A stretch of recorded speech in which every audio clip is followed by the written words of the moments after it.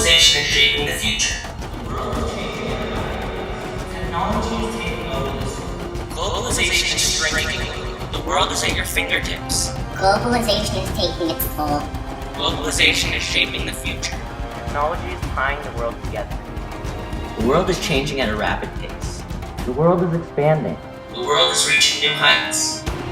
Dude, stop! You're giving me a headache. What's any of that even mean? Well, you see, globalization is the interweaving of markets, technology, information systems, and telecommunication systems in a way that is shrinking the world from a size medium to a size small.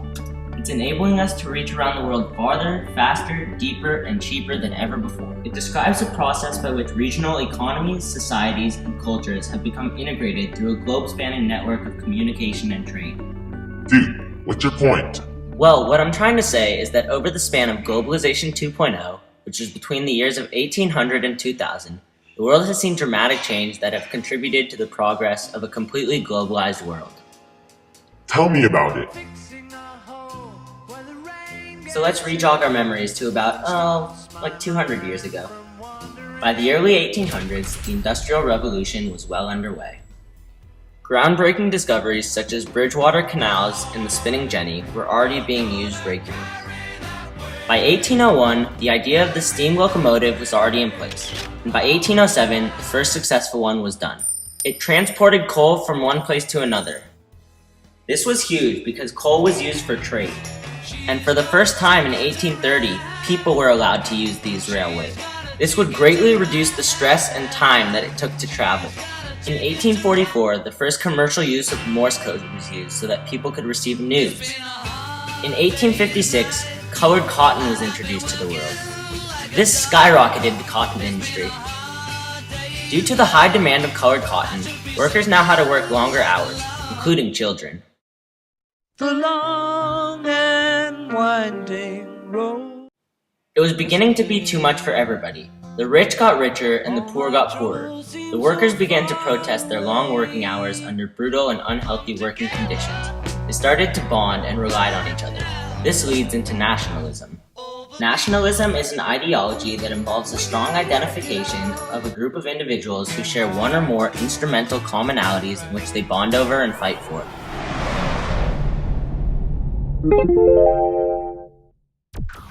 The Zionist movement was a very influential nationalist movement. It was founded by Theodor Herzl in 1897, whose goal was to eventually create a Jewish state.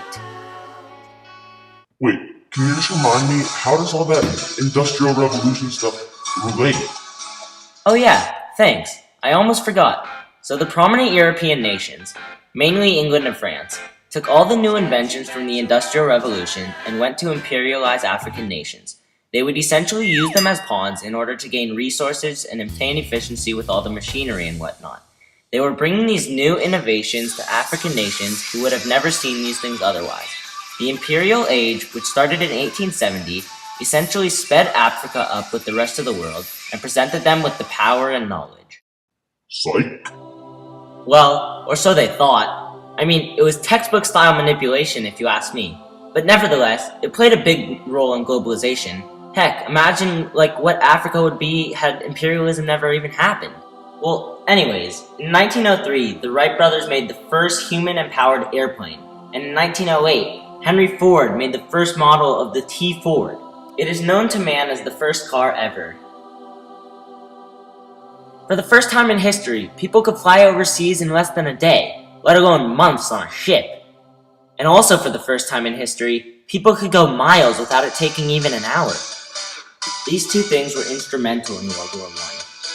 It was the most efficient yet brutal and destructive war known to man. Germany was blamed for the war with the Treaty of Versailles. As a result, they went into billions of dollars of debt.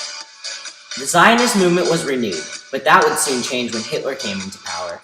His goal was to wipe the Jewish people off the planet altogether, and although his genocidal plan hindered globalization, the failure of it concluded in the greatest triumph of all, Israel.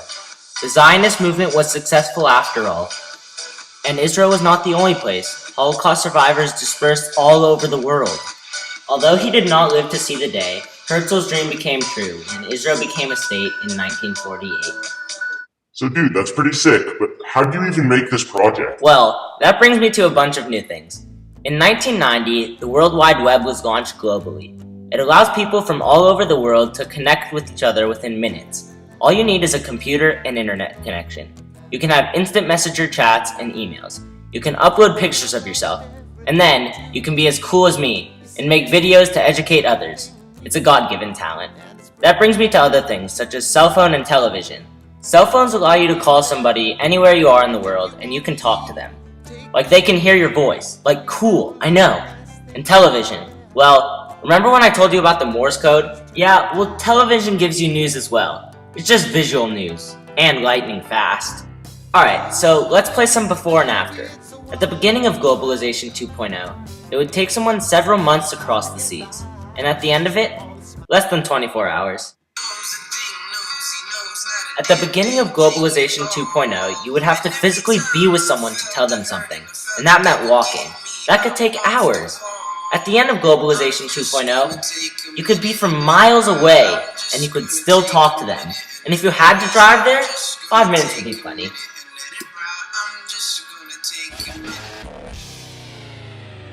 And you're gonna try and convince me that Globalization 2.0 hindered the world's globalization? I don't think so. Fine, you win.